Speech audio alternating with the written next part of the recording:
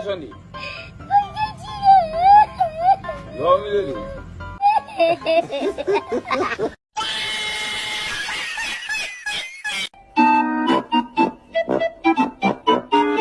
Imagination. Nice.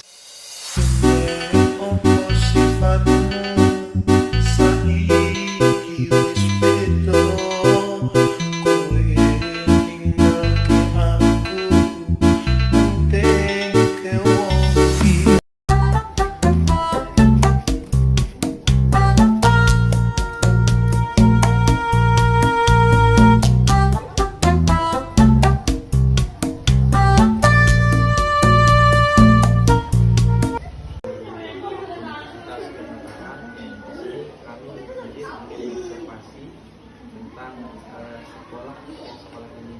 Jadi di sini kami juga akan menanyakan beberapa hal yang dilakukan kepala sekolah dan juga guru-guru ini. Ini Pak, belajar kan tidak tenaga juga kan itu ada sehingga hasil pun ke anak. Jadi idealnya sebenarnya untuk kurikulum ini kan dilengkapi. Tapi baik, selanjutnya itu Pak terkait dengan fasilitas. Jadi di sekolah ini apa saja fasilitas yang sudah ada yang dimiliki oleh sekolah ini? ya, alhamdulillah untuk fasilitasnya itu alhamdulillah banyak lah. Walaupun secara idealnya itu belum ideal sekali kan. Iya. Pertama dari ruang kelas itu jelas ya, ada. Jadi masing-masing kelas itu memiliki ruang kelasnya masing-masing. Artinya tidak nebeng. Oh iya, Nah, itu pertama kan. Yang kedua untuk meja kursi kan, itu kan yang pokok-pokoknya dulu kan. Meja kursi alhamdulillah anak-anak sudah memiliki, walaupun di beberapa kelas itu ada yang memakai meja yang lesehan itu. Oh iya, iya. Tapi itu hanya beberapa kelas. Tapi kebanyakan memakai meja yang besar. Iya. Papan tulis dan sebagainya. Kemudian kita memiliki kantor. Nah, kantor pun masih terintegrasi dengan gurunya di sini juga. Pengelola dari kepala sekolahnya, wakil kurikulumnya jadi satu kantor dulu. Kemudian kita memiliki MCK. MCK itu WC ya. Iya. MCK itu WC. Kita memiliki sekitar 6 MCK. Jadi 2 untuk guru, sisanya itu 4 untuk siswa. Di atas dan di bawah. Di atas 2, di bawahnya 4. Kemudian kita punya musola, sekolah punya musola, jadi memudahkan anak beribadah. Kemudian fasilitas yang selanjutnya kantin. Jadi sekolah menyediakan kantin di dalam ya. Artinya itu sebagai fasilitas yang diberikan. Kemudian seragam pembelajaran, tapi tidak full lah. Ada beberapa kita sediakan. Itu saja mungkin untuk fasilitasnya yang bisa. Mungkin ada yang menanyakan. Oh iya, untuk menurut Bapak apa saja ancaman saat yang terjadi dalam penerapan kurikulum ini? Ancaman, ya. Ancaman terbesar untuk semua sekolah ya. Jadi kurikulum ini kan kalau kita artikan adalah suatu tujuan bersama secara tertata ya, yang terjadwal, tertata, dan seluruh sekolah. Jadi sekolah itu kan biasanya menginduk ke pemerintah kan, termasuk kita menginduk pemerintah, tapi tidak semua kita indukkan, tapi ada yang terintegrasi. Nah, ancamannya adalah ketika transisi kurikulum kembali, artinya ancaman terbesar bagi sekolah itu adalah ketika kurikulum lama itu belum tuntas atau belum ideal mereka lakukan atau laksanakan, tiba-tiba digonta ganti. Itu ada. Benar. Karena banyak sekali hal yang terkuras di sana. Selain tenaga dari pihak yang menjalani, anggaran juga besar di anggaran. Jadi sekali pelatihan itu besar juga. Sekali pembuatan buku itu besar juga ya. tenaga, pikiran, dan anggaran. Itu ancaman terbesar, sehingga anak pun kadang kurang maksimal kita didik, sehingga hasil pun juga berdampak. Itu ancaman terbesar kalau di kurikulum nih ya, karena kalau yang di negeri itu rata sih. Iya. Jadi ancamannya itu ketika misalnya K13 itu belum clear atau ideal dilaksanakan, tiba-tiba dirubah umur kan, yang bingung itu guru juga bingung, apalagi anak kan. Nah, itu transisi itu butuh biaya besar, tenaga besar, pikiran besar, karena kan dituntut juga untuk kita harus menguasai kurikulum yang baru. Maka di sana tuh anggaran besar dikeluarkan pemerintah. Iya, benar. Untuk pelatihan, guru pun harus didorong untuk belajar kan, pikiran tenaga juga kan. Iya. Nah, itu ancaman terbesar, sehingga hasil pun ke anak pun masih kurang maksimal. Jadi idealnya sebenarnya untuk kurikulum ini kan dilengkapi, bukan dilengkapi, tapi kita kembalikan ke kondisi dinamika politik. Benar.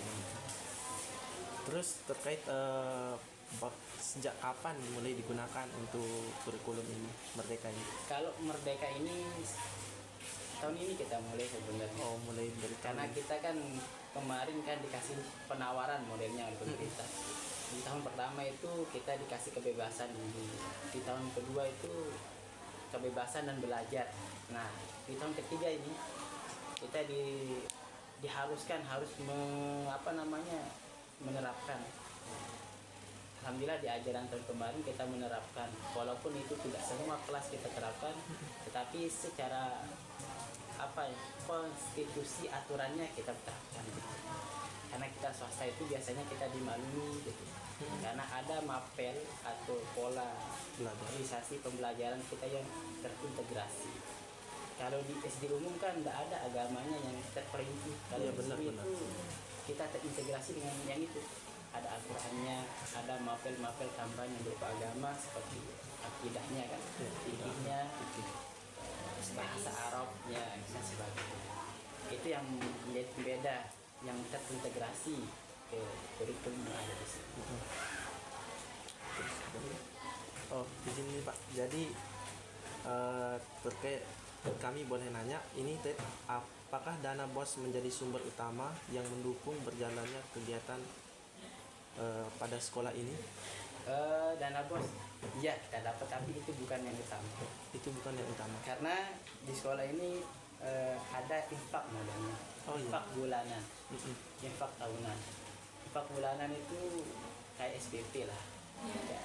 Kalau di kampus kan SPP semesteran kan. Nah, berapa semesteran sekarang di kampus Wit? Ada 1 koma ya. Tergantung. Jauh lebih mahal di Wit. Di atas di atas dia sekarang. Yeah. Terus ini Pak, terkait apa tantangan yang dialami sekolah dalam mengelola dana BOS dan mencari alternatif pendanaan lainnya, kalau ada boleh tahu? Untuk alternatif pendanaan lainnya itu sebenarnya itulah tadi yang iuran tadi itu, bulanan SPP dan ada uang kegiatan dan sebagainya kan. Kalau di total itu per tahun itu sekitar 2 komaan atau 3 komaan untuk per anak. Sebenarnya itu kalau di dana BOS itu sebenarnya jadi tantangannya itu di laporannya saja sih. Karena maunya pemerintah di Juknis itu belum tentu itu kondisi real di lapangan, sehingga kadang banyak sekolah itu harus mengkondisikan dengan kondisinya untuk memenuhi kebutuhannya, walaupun kita disuruh A tapi kebutuhan kita B. Bagaimana kita harus membuat B sedangkan kita disuruh A gitu. Jadi itu tantangannya di laporan. Tapi itu bukan tantangan yang sangat ujung lah. Tetapi tantangan yang sangat ujung itu adalah bagaimana kita harus mendistribusikan dana ini sebaik-baiknya untuk kebutuhan sekolah. Itu tantangan semua sekolah. Tapi insya Allah lah, dengan kita ada di sana komite, ada bendahara yang selalu kita dikontrol modelnya, mengontrol ya, sehingga jalur-jalur keuangan itu tidak melenceng dari yang seharusnya. Eh, ini terkait dengan UKS dan perpustakaan, apakah sudah ada? Kalau UKS masih belum, tapi kita memiliki UKS mini yang sifatnya darurat. Oh iya, iya. Terus 3 tahun. Iya benar. Untuk perpustakaannya Pak? Untuk gedungnya belum ada. Belum Hanya ada. saja kemarin kita membuat di pojok-pojok kelas atau pojok baca lah. Oh, iya. Nanti belum bisa lihat di atas pojok iya. bacanya. Baik. Saja. Mungkin satu lagi Pak, di setiap ekstrakurikuler itu berapa jumlah jam yang dibutuhkan saat menjalankan? Kita memberikan 2 jam, 35 kali 2, berarti sekitar 70 ya, 70 menit, 2 jam. Dan 1 jam hitungannya di pendidikan 35 kan? Iya. Satu lagi yang kelupaan tadi, jumlah tenaga pendidik. Oh iya. Kita memiliki tim pendidikan itu sekitar 32, mulai dari ada satpamnya kan 1. Iya. Kemudian setiap kelas itu ada 2 guru, ada wali kelas, ada partner. Iya. Itu 13 ruangan itu isinya 22. 13 kali 2 sekitar 26. Tambah tendik tadi satpam 27. Belum operator dan TU-nya ke 8. Terus belum bendahara khusus di sekolah 29. Sekolah 30. Bahkan kesiswaan itu nggak ngajar kan, tapi dia tetap menjalani program itu juga satu. Mungkin itu saja yang bisa kami tanyakan Pak. Untuk selanjutnya mungkin nanti saya bisa bertanya kepada guru-guru yang lain. Oh iya, ada apa-apa. Mana dia? Atau sih dia mau acak? Karena dia lagi nguji ya. Oh iya. Nanti Tidak apa-apa. Sembari sih Pak. Gimana? Mau masuk nanti? Mau foto dulu? gimana Bro ya? Bu Oyan, gimana? Hah? mau wawancara yang satu-satu. Oh iya. Guru-guru yang lain. Boleh.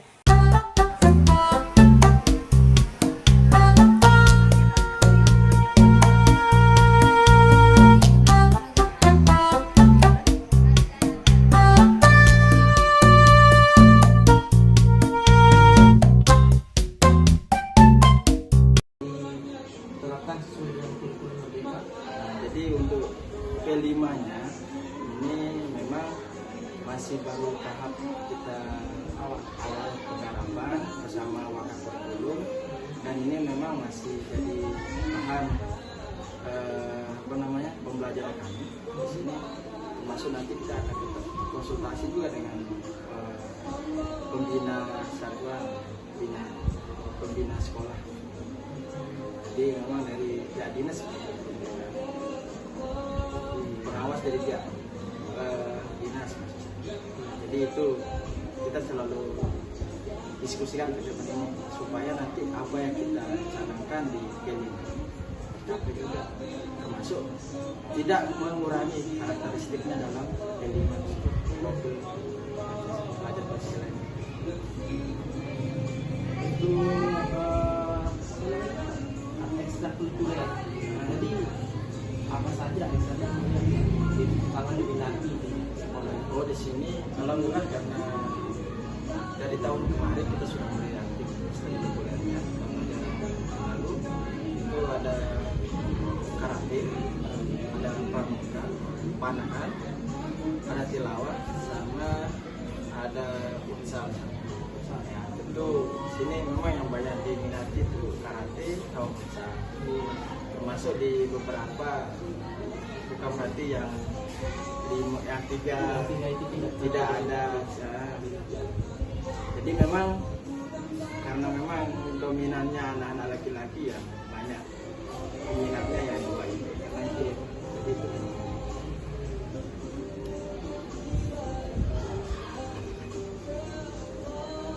Jadi untuk belajarnya itu Bapak menggunakan PPT atau PPT?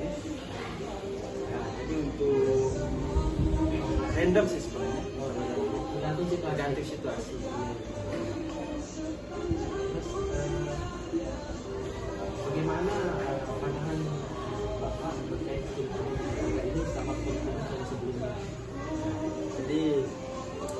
saya pribadi dengan dua kurikulum ini sangat luar biasa.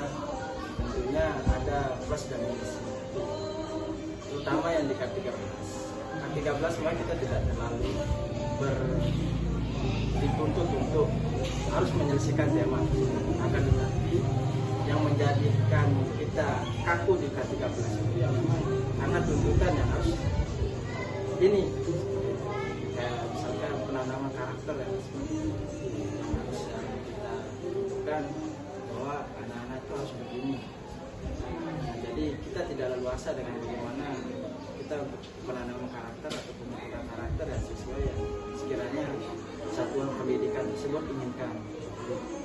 Tentunya di Umer ini di sana kita dibebaskan untuk bagaimana satuan pendidikan untuk menanamkan sebuah karakter yang sekiranya tentu satuan pendidikan inginkan. Termasuk yang di beberapa pembelajaran juga kita alhamdulillah tidak terlalu terikat dengan apa namanya kurikulumnya. Tentunya kita dibebaskan bagaimana di Umer ini anak-anak bisa paham dalam pembelajarannya. Tentunya bagaimana caranya ya itu adalah inovasi yang kreasi dari gurunya. Untuk sendiri pelajaran apa yang Ya, jadi kalau saya pribadi karena guru kelas, jadi memang ada beberapa matkul yang saya ambil, terutama dari IPA sekarang itu penggabungan dari IPA dan IPS, terus ada PKN, ketiga ada bahasa Indonesia, 4 ada olahraga,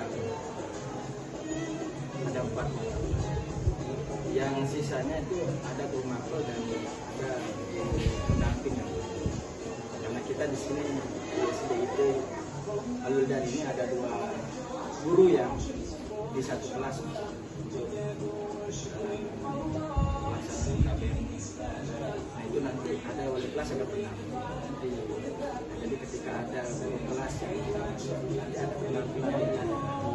Nah, jadi kita memang terfokus di sini mas itu pendampingan anak bagaimana karakter anak sholat itu dan sebagainya, termasuk bagaimana adab makan dan sesama dan itu kita tekankan di sini. Termasuk nantinya kita akan mengulas kembali juga terkait mengenai di pembelajarannya untuk tetapkan mungkin itu. untuk pertanyaan terakhir ini Ya. Jadi untuk bapaknya apa kebutuhan untuk pendidikan yang belum terpenuhi. Jadi kalau di sini itu banyak. Pertama mengenai satgas. Karena memang kita butuh banyak satgas yang sekiranya menjadi media pembelajaran, membantu media ajak kita di kelas. Karena nggak mungkin kita mengajar imajinasinya itu melayang. Itu kita harus ada medianya. Itu yang kita butuhkan satgas. Baik itu yang bersifat fisik maupun non fisik. Dan yang kedua mungkin kita perlu banyak lagi di kelas yang sekiranya memberikan bahan upgrading guru yang terkait dengan pembuatan media pembelajaran secara kreatif dan sebagainya. Tentu memang banyak tutorial yang berlebihan di media sosial gitu ya.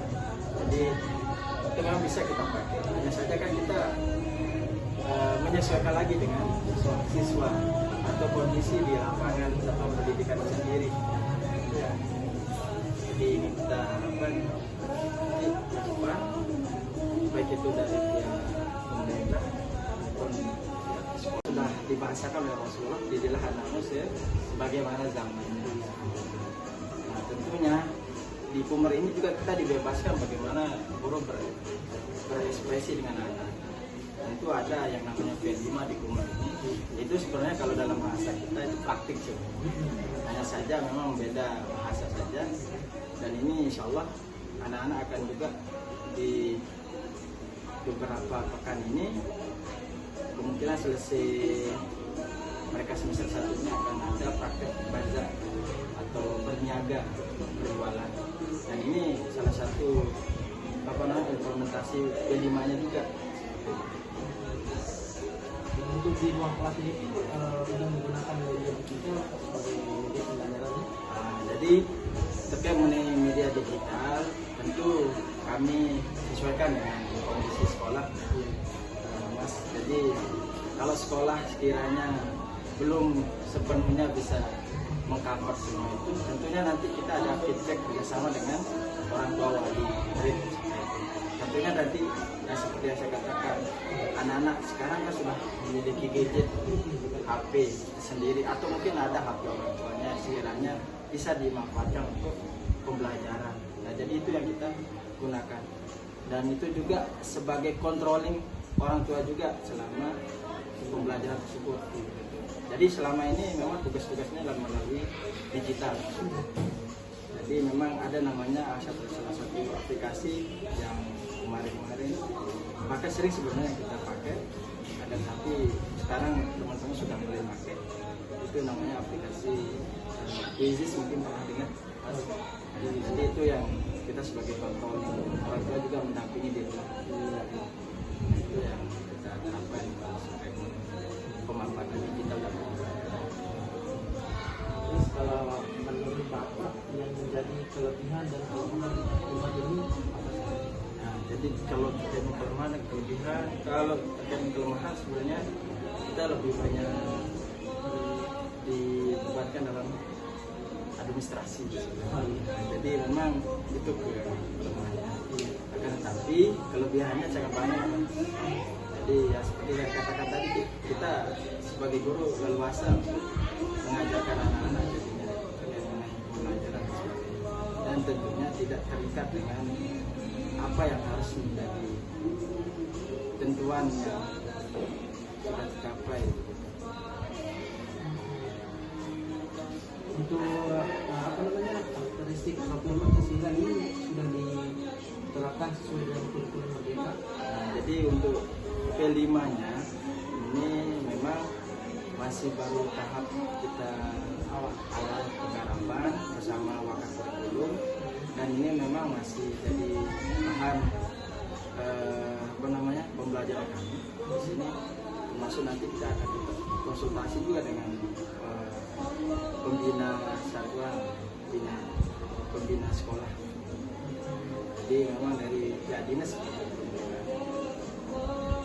pengawas dari pihak dinas. Jadi itu kita selalu diskusikan ke depan ini supaya nanti apa yang kita canangkan di P5 tapi juga termasuk tidak mengurangi karakteristiknya dalam P5 profil pelajar Pancasila ini.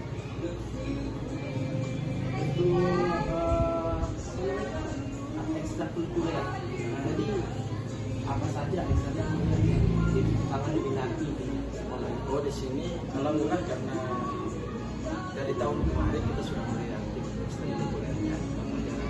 Lalu itu ada karate, ada pramuka, panahan, ada tilawah, sama ada futsal.